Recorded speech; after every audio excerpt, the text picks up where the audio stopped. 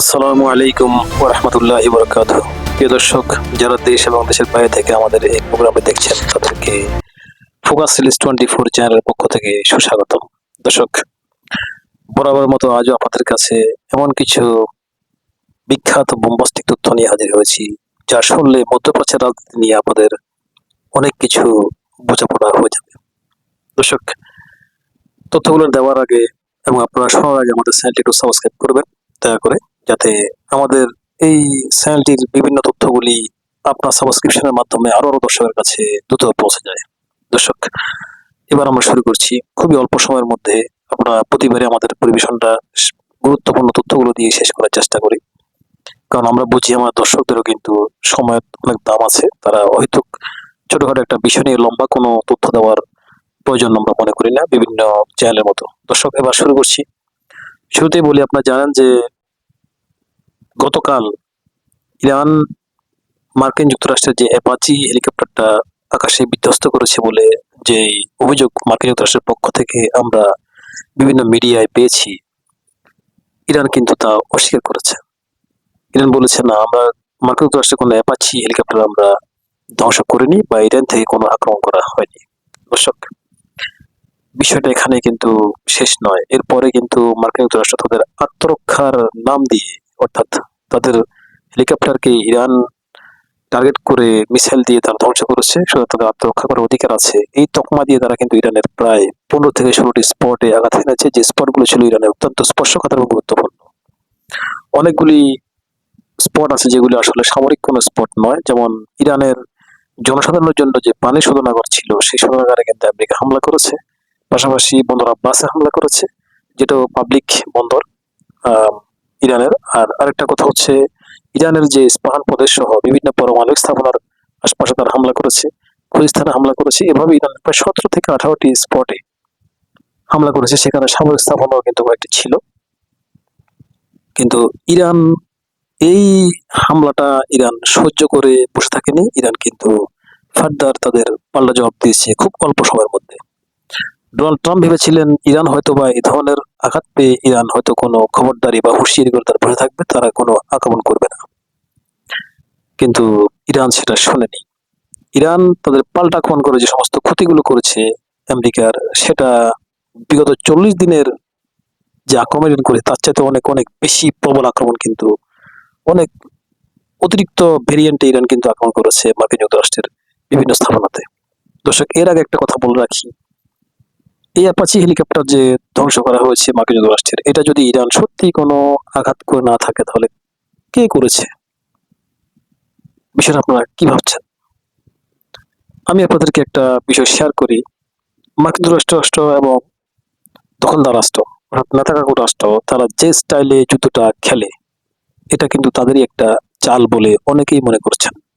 যারা আন্তর্জাতিক বিশ্লেষক আছেন তারা বলছেন যে মার্কিন যুক্তরাষ্ট্রের হেলিকপ্টারটা ধ্বংস করা হয়েছে হয়তোবা তাদের দিশ নির্দেশেই।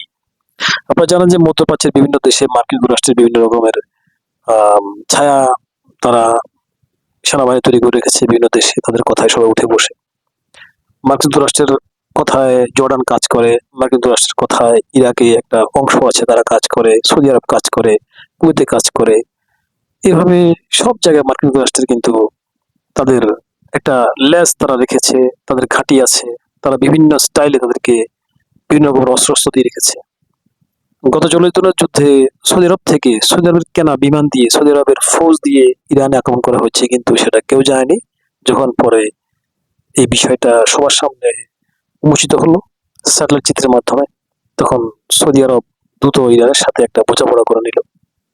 আপনারা বোঝেন তো যে এমবিএস তার যে কূটনীতিক, তার যে বিভিন্ন রকমের চোরা বুদ্ধি আছে, সে দ্রুত পাকিস্তানের মাধ্যমে ইরানের সাথে একটা সমঝোতায় চলে গেল, কিন্তু আক্রমণটা কিছু তারা করেছে। দর্শক, এখানেও ঠিক মার্কিন যুক্তরাষ্ট্রের অ্যাপাচি হেলিকপ্টারটা কি ধকে ধ্বংস করতে পারে বলে আপনারা মনে করেন?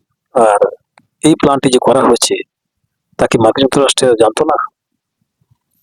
বিশ্লেষকরা মনে করছেন তারা সব জানতো, জেনে শুনে কিন্তু হেলিকপ্টারটাকে ধ্বংস করা হয়েছে, এবং ধ্বংস করার পরপরই মার্কিন যুক্তরাষ্ট্র তাদের আত্মরক্ষার অজুহাতে ইরানে আক্রমণ করেছে। এবার আসি ইরান যে পাল্টা উত্তর দিয়েছে সেখানে মার্কিন যুক্তরাষ্ট্রের কি কি ক্ষতি হয়েছে।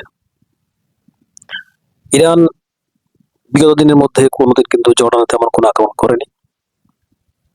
আর এবার ইরান কিন্তু জর্ডানে এমন মার মেরেছে যে মার্কিন যুক্তরাষ্ট্রের সেখানে জমানো অনেক অনেক সমরাস্ত্র মুহূর্তে ধূলিসাৎ হয়ে গেছে। দর্শক, ইরান কিন্তু আগে থেকে বলেছে, ইরানের প্রতিরক্ষা মন্ত্রী, ইরানের পররাষ্ট্রমন্ত্রী, ইরানের সর্বোচ্চ নীতি নির্ধারক যে আলী, আমি ঠিক নামটা এখন মনে পড়ছে না, তাদের সংসদের স্পিকার, তারা কিন্তু বারবার বলেছেন যে ইরান যদি ছোটখাটো কোনো আঘাত পায় তার জবাব কিন্তু ইরান খুব প্রবলভাবে দিবে। আগের থেকে বহুগুণ অ্যাকশনে কিন্তু ইরান নিয়ে নিবে তাদের প্রতিশোধ। দর্শক, সেই কাজটা কিন্তু ইরান করছে। ইরান জর্ডান আক্রমণ করে ক্ষান্ত হয়নি শুধু, ইরান সাথে সাথে কুয়েতে আক্রমণ করেছে। কুয়েতে আপনারা জানেন যে বর্তমান সময়ে কুয়েতে মার্কিনীদের অনেক অনেক সেনা সদস্য আছে, বহু সেনা সদস্য আছে।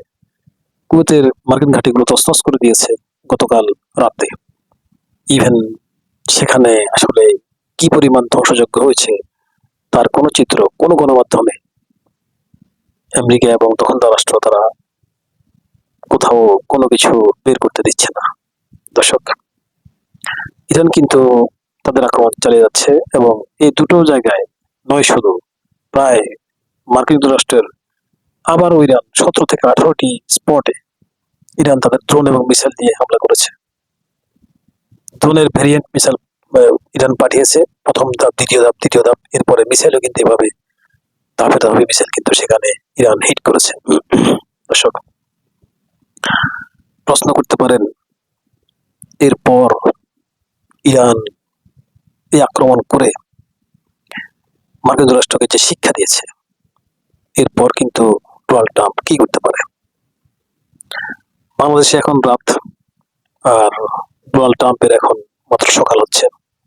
হয়তো বা কিছুক্ষণ পরে দেখবেন ডোনাল্ড ট্রাম্পের কোনো বক্তব্য, তিনি ঘুম থেকে উঠেই হয়তো বিশ্ববাসীর জন্য আবার কোনো নতুন করে তকমা দেওয়া শুরু করবেন। কারণ আজকের কথার সাথে আগামীকালকের কথা ডোনাল্ড ট্রাম্পের কোনো মিল হবে না, এই বিষয়ে সবাই কিন্তু জেনে গেছে এবং সবাই এই বিষয়ে যথেষ্ট অভিজ্ঞতা নিয়ে নিয়েছে। সারা পৃথিবীর সমস্ত মিডিয়াগুলি, সারা পৃথিবীর সাধারণ মানুষ এবং সরকারগুলি। দর্শক, এর পাশাপাশি একটা কথা বলি, ইরানে যে আক্রমণগুলি হচ্ছে, ইরান কি আক্রান্ত হচ্ছে না? ইরানের ক্ষতি হচ্ছে না? ক্ষতি হচ্ছে, কিন্তু ইরানের এই ক্ষতিগুলি আসলে কিরকম হচ্ছে, কেমন হচ্ছে, ইরানের যে অবস্থা হচ্ছে, সে অবস্থা আসলে ইরানকে কতটুকু বর্তমান অবস্থা থেকে পিছিয়ে দিচ্ছে, বা ইরানের কি পরিমাণ ক্ষয়ক্ষতি হচ্ছে, ইরানের কি পরিমাণ মানুষ হতাহত হচ্ছে, আর ইরানকে মার্কিন যুক্তরাষ্ট্র আরো বেশি আক্রমণ করে বা দখলদার রাষ্ট্র আরো বেশি আক্রমণ করে কি পরিমাণ ক্ষতি করতে পারবে।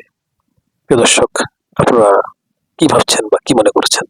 আপনাদের মন্তব্য আমাদের কমেন্টে জানান। আপনাদের কমেন্টগুলি কিন্তু আমাদের জন্য অত্যন্ত গুরুত্বপূর্ণ। আমি আবারও আপনাদের কাছে আমাদের চ্যানেল সাবস্ক্রাইব করার অনুরোধ জানিয়ে আমি আজকের মতো শেষ করছি, কারণ আপনাদের সাবস্ক্রিপশনের মাধ্যমে আমাদের কথাগুলি আরো মানুষের কাছে দ্রুত পৌঁছে যাবে। দর্শক, আমাদের এই ভিডিওতে নয়, আমরা আগামী প্রোগ্রামে ইরানের আসলে কি কি ক্ষতি হচ্ছে, বা ইরান যদি আরো বেশি আক্রান্ত হয় তখন ইরানের অবস্থা কি হতে পারে, মূলত ইরান আসলে এই ক্ষতিগুলো কিভাবে তারা ট্যাকেল দিচ্ছে, এই বিষয়গুলো নিয়ে আরেকটি এপিসোডে আমরা আপনাদের সামনে ইরানের হালনাগাদ তথ্যগুলো নিয়ে হাজির হব।